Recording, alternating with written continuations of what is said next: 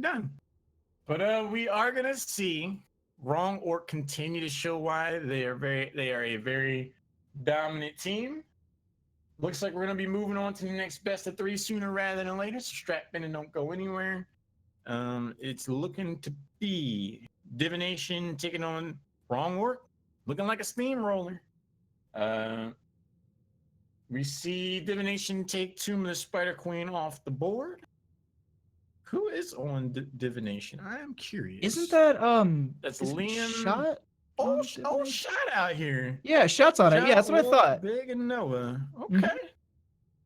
Mm-hmm. So we get to check out Shot, who was in the second Heroes of the Dorm. Was it the second or the first? I can't remember. He was in the he's in a few of them. Mm-hmm. He's in the most recent one also. Oh, you are correct on that. They were playing for LSU Purple. Quite. Yeah, I mean, you are the one to ask about this. Absolutely. I suppose. How you got to stand up on that dorm stage, which is pretty fantastic. But actually, looking over at the bracket here, currently just gonna go. Okay. Yeah, we're gonna go. Yeah. I just wanted to peek over at the bottom of the bracket here. We had Freebirds who actually went into Moto, and just to kind of catch you up on that, they ended up taking that series, and they are currently going into Team Min Max, and that is currently happening right now. So definitely some interesting progression here, as we actually get. Oh, I'm not even gonna try it. They beat out Queen's Gambit. Omewa. Oh no, not gonna work out. Kakakiri is gonna be very upset with you if you. He's gonna be very because he showed us the Omewamu Shinderu nailed it. Nailed it, 100%. But they actually progressed past Queen's Gambit, so that's an interesting one. They will actually be for tomorrow night. They'll be playing the winner of the match that we are about to cast between Wrong Orc and Divination.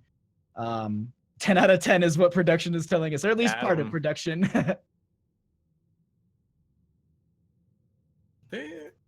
Queen's Gambit got taken down by them. Okay. Queen's Gambit is not a nothing to scoff at. Yeah, nothing to scoff at. I believe that's the E-Boys. Unretired again. I count at least 2 different times Equinox has pulled his jersey off the rafters and was like, look, time to come back. Still playing out here. Kakakiri perfectly sums up. I think that's exactly just like you guys did not get it. There was an attempt. That's all that matters. But yeah, we are currently getting set up for this. It looks like we are all getting set into lobby. Yeah, the casters are all ready. They just got to get all the captains all set, and then we're going to be moving into our next game, and that is going to be between Wrong Orc and Divination. Thank you guys so much for coming out and hanging out watching the games. Really quickly, while we're kind of getting this ready, I will just touch on a note of if you are if you do love this stream and you do love our community, subscribing to the channel, it does support the community. We use all the funds to go right back into this stuff. I mean, into production, into making sure that we can run all these events and we have support. And so just, the little bit that we can get from the subscriptions, that always helps us a ton if you are able and interested to help us out in that way. And then also don't forget to check out, there is a Patreon that we have as well for HeroesHype. You can go ahead and hit exclamation mark Patreon in the Twitch chat. It'll give you a link for that, much as like how you've been using it for the exclamation point bracket. But yeah, those are a couple really cool things that you should be checking out. All the funds, yeah, they support the community, and it's, if you love esports as much as we do, that's where it goes. Sub to the HeroesHype channel. You get the Hal Naz emote. Just give me a warning. Before you post it in Twitch chat. That's all I ask for, to be honest. So I'm going to say this now before I get spammed. I'm just going to give you your warning now, because I feel like it's about to come in. So maybe we just minimize our Twitch chat for a bit here. Just duck that one if we can. But game 1 is underway, and we're going to see Wrong Orc. They've done it all night. They are very allergic to Genji. Oh, see. But Divination knows what's up. Divination knows what is up 100%, and they're going to ban out the Abathur. But actually, Wrong Orc, for the first time tonight, actually going to be putting priority onto the Urel, but then with Malfurion Phoenix in response right away. Both teams seem to have an understanding of the current meta. We see Urel snapped up almost immediately. Malfurion and Phoenix get picked up just as fast afterwards in the 1-2. 2 heroes now to select for Wrong Orc. They got their solo laner. Support is already picked up. I would not be shocked at all to see a Decker Kane. We see that. And then Okay. Sergeant Hammer shows up for the long range. I like it. I feel like Sergeant Hammer, in some aspects, you can kind of put her on a lot of maps where it's the same premise of Cho'Gall, which I was talking earlier, is, you know, you have to come to this point and fight around this point. So now we just go back to the early concept that I always learned, which was when I played with, you know, Sergeant Hammers, is just play under my umbrella. As long as you stay under the umbrella, you will stay alive. And then Decker Kane drops potions. Anyone steps up too far, Urel's got the knockback. But they are just going to like, well, we'll just hard engage. We'll dive in with our Phoenix. We'll dive in with our Falstead. Murden has the engage as well. We've got a stun so that Hammer can't get too far out of there. I really, really like the setup. Instantaneously being like, we know how to respond to that. It's not going to really give us a hiccup. The other thing, too, is getting that Zeratul band out, as well as the Joanna, not wanting to deal with those blinds, as well as the Blessed Shield to kind of lock anyone down. The Joanna ban is definitely something that we're seeing more and more in the second ban phase. Murden, strong support, or frontliner. Stormbolt goes out, tags someone in the face. You know Falstad and Phoenix are going to be there. About fearing to have the root afterwards. The Falstad could be an interesting foil to Sergeant Hammer's ability to set up. Shows up from behind, gets the Mighty Gust to put them out of position, forces out the cleanse and armor. See what happens after that. 2 heroes to select for Wrong Orc to get their support. They have a tank Kappa, but I do think that they're going to need to go for a Diablo, something like that, with John already banned out. I think they could do some work with that hero in particular. Yeah. They take the Diablo and they want Valeera. I like the Valeera, honestly.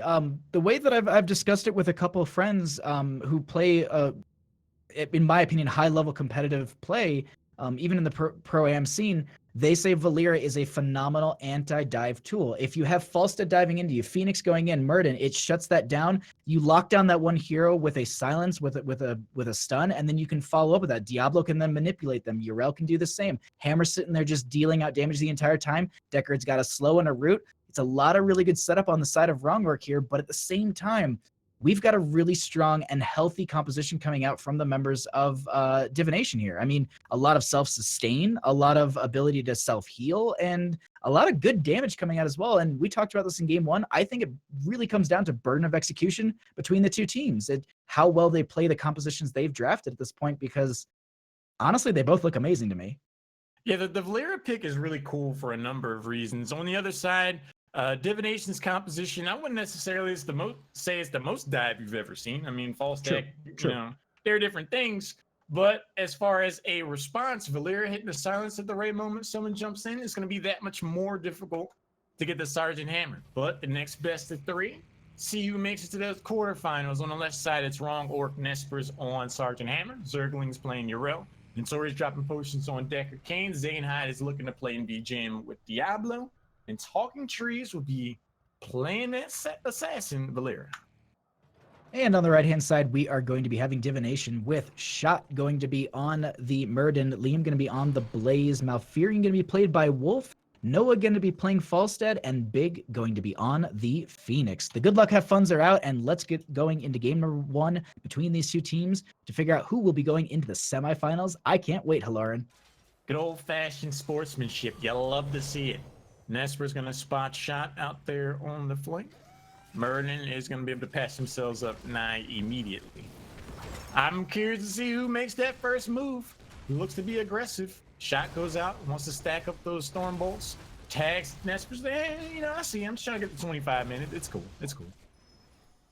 At this point, yeah, they keep pinging shots in that bush, and gonna get the stormbolt, but actually, Root gonna be going out. Overpower is there, and Silence gonna be there as well. Shot taking so much damage, and that's the umbrella. That's what Talking Trees needed to do. They locked them down inside a Hammer's circle. They had Hammer continually doing damage while the rest of the team capitalized on Slow's roots and Diablo's ability to body block and reposition. A great start to the match for them, as Zergling will be pushing into Liam here. And I mean, we talked about this in game 1 when I was mentioning watching HGC and seeing, you know, Urel's too difficult to even deal with from Blazes, and we also had the help from Falstad there. Yeah, Shot was like, it's cool. I'm trying to land these storm bolts, and Wrong Orc was like, no, It's not so cool. An impressive CC chain followed up by that Valera silence is proven to be the difference maker. Noah is just going to be able to escape. Almost got fried like a chicken. Hits the well, gets back to action. 87 health it went down for me. I cannot believe just barely getting away there. Never Woo! worried. Never worried.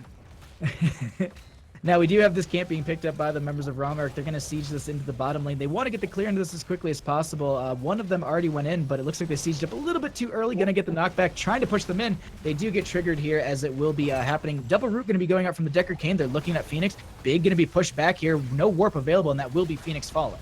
Beautiful timing from Zaynhide. Predicted the teleport from Phoenix. Perfectly times the shadow charge. Nice root. Set it all up from Decker Cane. Allowed Diablo to just take that easy stroll up. It's like, hey, I'm walking right up to your Phoenix if you don't mind. And I'm ready for the teleport. Another nice engagement. We're seeing heroic tier levels of lockdown happening at level 3 and 4 out of Wrongworks composition. Shadow charge, overpowered, silence from Valera. Decker Cane's roots, all the while under that umbrella, like you said, of Nespra Sergeant Hammer. It's proving to be devastating and a lot for Wolf to keep up with as far as sustain goes. Shot trying to come into that flank, and actually we had the Unstoppable going to be used right away, but Talking Tree is going to be diving on a shot, getting some damage out at this point. Going to be poking them down. I don't think the kill will be yielded, but I do think this is enough to poke them down to force them back, at least out of this engagement. Falstaff going to poke at Urel. Actually, yeah, going to continue to poke at Urel. Blaze going to get the right-hand side, so Noah and Liam going to be poking at this. They don't know that Talking Trees is here, so they actually go ahead and they back off. So that will be 8 shots going over to the core of Divination, and Wrongwork only going to be taking 4 damage themselves. Blair is one of those heroes that knows how to press the issue and just continue to twist that dagger. Shot was getting chased all the way back to the middle of Fort Wall. I think we're going to see more of that. Anytime someone gets isolated and they think they're safe, Talking Tree is going to continue to pursue. He looks to go in, gets spotted out by Wolf. Nice moonfire there. He's going to have to do that quite a bit. They want to avoid those silences. There's the root. There's the broccoli from Malfurion. They look like they're happy with what they got. They got the bottom wall. They got 2 of the towers, and they back away pretty safely. Siege tactics from Nesper coming out every single time so perfectly. We see the Stormbolt coming out from Shot.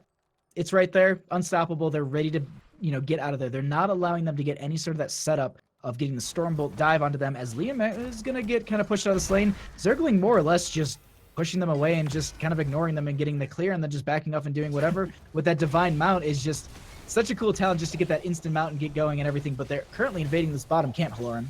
Looks like Zaynhide's leading the charge. You got to watch the timing of this Dwarf Toss because that could leave Shot in a really tough position. There's the silence. He jumps in onto the Sergeant Hammer with no escape. He's going to be a target, and he will be first to get taken down. Zergling's going to go ahead and knock Blaze back. Zaynhide and the crew able to successfully invade and come away with these sappers. The Dwarf Toss, the timing of the engagement from Murden is going to be critical to the success of Divination. Anytime Murden's a target, anytime anyone's out there without their front line, it's going to be a problem. This hover siege is such a big aspect for this team as well. Being able to just have Hammer jump into the siege mode and then just move as necessary to help push up these lanes and not having to siege on siege and just constantly needing to just reposition. So a great pickup for them here. They're going to go ahead and grab this bell tower as well. So that will be another 4 shots going to the core, 5 shots going to the core of Divination. And at this point, they're starting to be forced into kind of a turtle position. And I really got to figure out how they're going to respond to this. About a level difference between the two, but 10's approaching very quickly for the members of Wrongwork.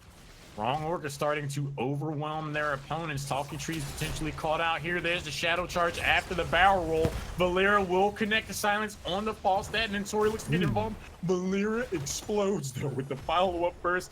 Phoenix waves high, waves goodbye, and gets the first takedown, but Falstad is taken out immediately afterwards. Wrongwork, they're not happy losing their first hero of the game. And that is going to be 10s achieved from the members of Wrongwork. They pick up all their... Actually, no, Valera's still holding her 10.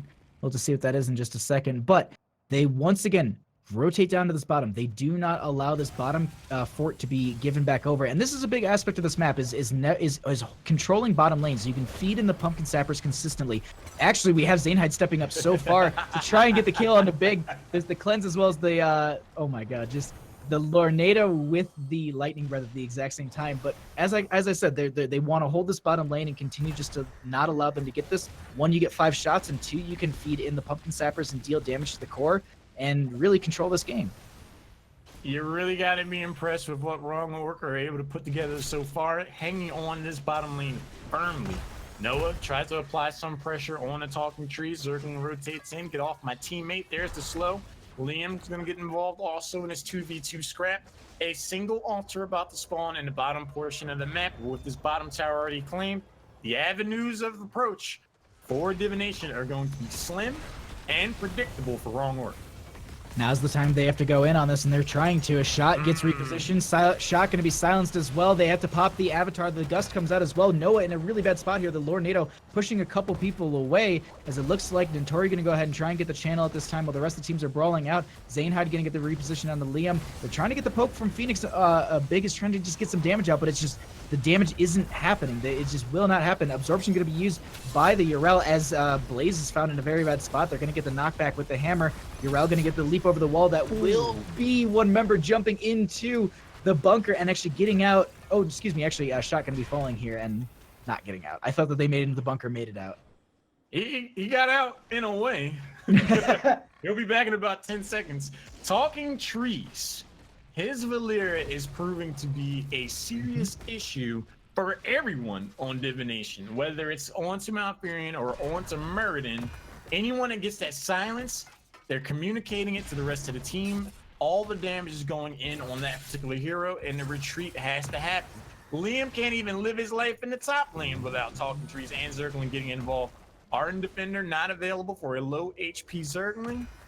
But Noah, even now, does not feel too confident about their ability to go in and make something happen. The Stormbolt misses, and with the Divine Steed, Zergling exits stage left in a cheeky fashion. And with the level 4 that was picked up from Zergling as well. Oh my god, Talking Trees with just 30 health. In a straight line, don't run a straight line. Oh my god, getting out just fine. Shot gonna be trying to get on Zergling here, but gonna get the jump over the wall. The Divine Mount, and they are out. You hate to see that. Those are 2 takedowns left on the table for a team who needed them to establish any kind of serious momentum. 2 sappers make it across the line, 36-20 now. Zanehyde eats a good amount of damage, gets the root, and then Tori throws down a root of his own to secure the disengage. Bottom tower still easily in the hands of Wrong Orc. 2 temples show up now, 10 potential points swinging in the favor to knock the Divination down to a mere 10. How do they play this without 13? Well, we have Talking Trees already grabbing the bottom one, so they only have this one to go on. We have Noah so low on that Falstead, just under 200 health. They're going to need to back off, and they just need to give this. They can't fight it. Their Falstead's too low. They're losing all the engagements, so they back off, and they say, you know what? We'll take 10 core damage, and we just won't stagger a death, and we're going to look for 13s. Too many catch-22s on his competition for Wrong Orc. You try to go on Nesper, he's got 50 armor. He's got self-cleanse. He can get out. You going on your realm, Arden Defender, literally invulnerable. Valera's proving to be wily and difficult to deal with in all aspects of the game. Who do you engage with in these instances? Stormbolt can only do but so much. And Shadow Charges from Diablo, pretty tough to deal with. Right now, we're seeing Wrong Orc win in almost every facet of this game. The positioning from, and I was just sitting here, I'm like, well, they haven't tried to go on Nentori. Maybe they just readjust and try and get on the Deckard, but I'm watching the Deckard and the positioning, and you can see that there's really no aspect of getting onto that, getting into the backline, getting onto Nentori. You have Valera maybe watching the back. You've got Nesper with the umbrella from Hammer. So anyone who tries to walk in too far, it's known, and they can just go. Everything is telegraphed because of the way that they're playing this, as it looks like a little bit of a split here between the two. Gus will be coming out from Noah at this time. Lightning Breath getting onto 2. Wolf so low here, will be falling first. And Tori getting pushed around at this point. Looks like they will be able to get out just fine. Noah going to be falling to the hammer of Yrel, as it looks like Shot will be chased away by 2, but Liam is going to be bitten by, I was going to say by Diablo, but it looks like Hammer will get that last shot off. It's like they heard you, man. They're like, maybe we need to go in on Deckard Kate. Maybe we can blow them up. But they aren't able to do that one either. The potions are able to help the support sustain, and all the while Talking Trees is eating you alive. There's going to be 3 heroes taken down. Level 16 right around the bend with 2. Well, no, this is the second triple altar phase All they need is 2 to close out this game. With Blaze just respawning now, with level 16 right around the corner, I don't know how Divination prolongs this game. We've got 3 sappers in the bottom. Nintori will go ahead and grab this. That's 5 shots under the core. They want to deny this left-hand side, and they're going into the fight currently. But that's actually GG because... Oh, they ended up getting the left-hand side. I didn't even see it. Okay. They tried to get in there. It was just too late. I thought that they made it in time for the interrupt, and I didn't even hear the bell go off. I was still thinking it was that bottom lane. But yeah, Ramark was going to take that game number 1 in a dominating fashion, showing us how to play Sergeant Hammer as well as Urel, to be honest. Well, Valera, Decker, everyone. Just showing us how to do everything. Downright terrifying. I mean, that composition, it had it all. Diablo never died. Actually had the most takedowns out of everybody. Nesper pretty much untouched on the back line. Had self-cleanse if it came down to that. Anyway, Valera, the silences just proved to be a lot. Anytime Murden tried to go out in that front line, if he used his Dwarf Toss offensively at all, they swarmed. It was just, I don't know how you handle it.